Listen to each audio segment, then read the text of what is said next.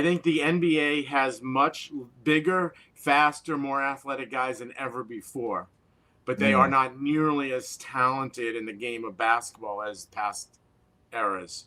And I don't, that does not appeal to me as a basketball fan. And I love basketball. Gotcha. Right.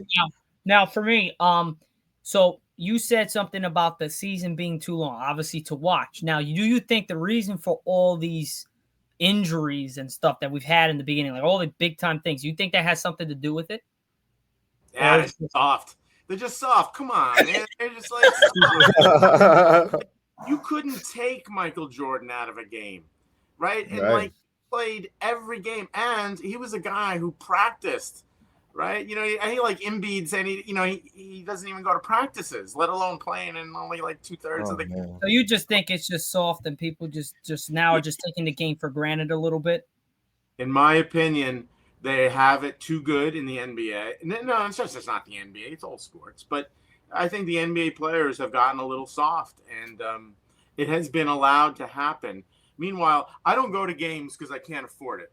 And I used to cover games. So my experience of going to NBA games, I was sitting on the court under the basket photographing.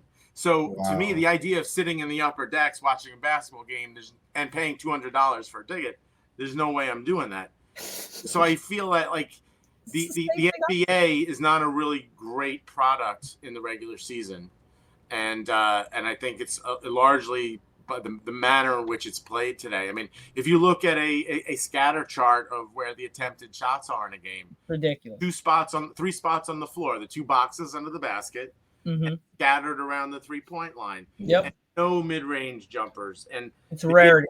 The game is so much more interesting in the mid-range. And it's also more interesting when you have a post player who can score, you know, like Shaq or like going back to the Ewing and Olajuwon guys, because then that spreads the floor.